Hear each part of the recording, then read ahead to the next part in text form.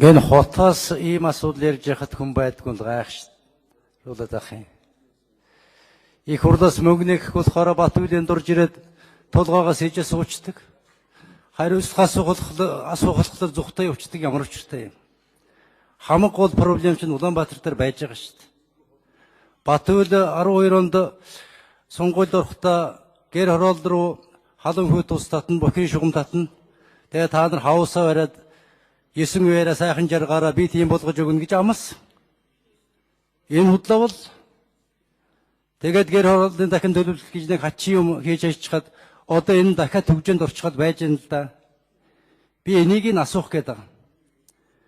Би жишээ нь 2-3 газараар орж үзсэн айлуудын нүүлэгч гэсэн байл. Тэр нүүлэгсэн айлуудад түрээсийн мөнгө өгч байгаа юм байл. Газраа чөлөөлч гэсэн ганц каран тавиагүй байж л шүү дээ. Одоо тэр айлууд ор хоронгоо оч хаяггүй хэдэн жил түрээсээр амьдрах юм бол ийм л юм асуух гэсэн юм нэгдүгээрт. Тэгээ эндээ яагаад хариулт өгдөг юм? Цогтбаатар их эвгүй тоо хэллээ шүү дээ. 36 мянган айл орон сууц буурдагдахгүй байна гэж. Энэ чинь цаад талдаа аюул болж гэнэ гэсэн үг шүү дээ. Яаж борлуулах гэж байгаа юм? За компаниуд зээл аваад бараа дуусглаа гэхэд худалдан авах байхгүй бол энэ орон сууцнуудыг яах юм? Ийм л юм болж шүү дээ. Би сая нэг хүнээс асуусан чинь дахиад ч гэсэн байсан орон сууцнаас 80 орон сууц айл нь мөнгө буцааж авчна гэж хэл. Үлдсэн төлбөрөө төлж чадахгүй болчиход.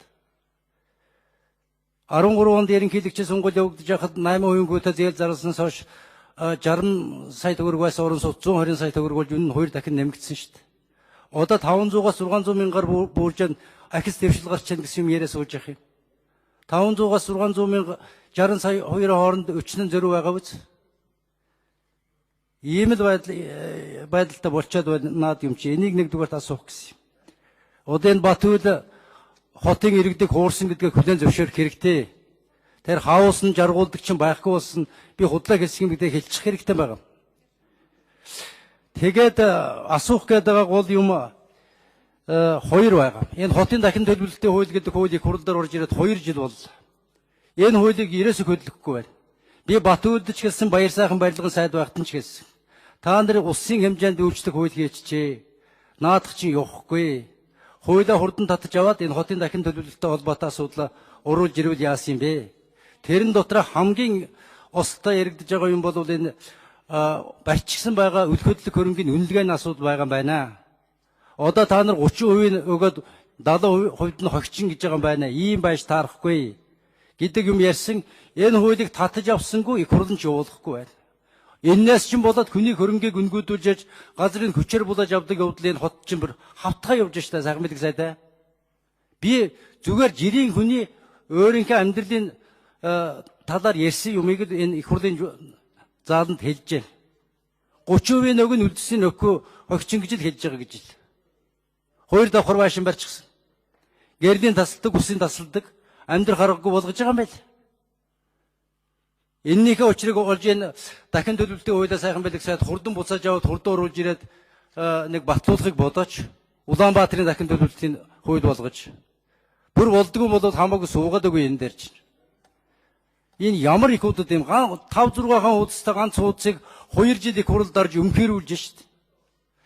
3 дугаарт асуух гэсэн юм бол энэ дүрм журм зорчиж баригдсан барилга нураана гэж зогсоочход хэдэн байшин хөдлөхгүй асар их хэмжээний хөрөнгө зарчихсан юм байшингууд байна.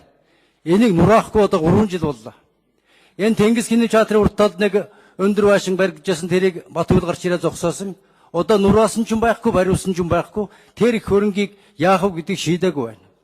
Одоо энэ Герман элчингийн хойд талд нэг 12 давхар байшин баригдсан бас зогсоогоод 3 жил болж байна.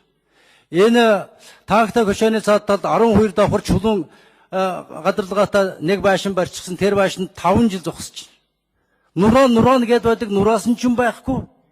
Бариулсан ч юм байхгүй. Ингээд юу ч биш болгоод хайж байна. Энэ юмнуудаа та нар яах юм бэ?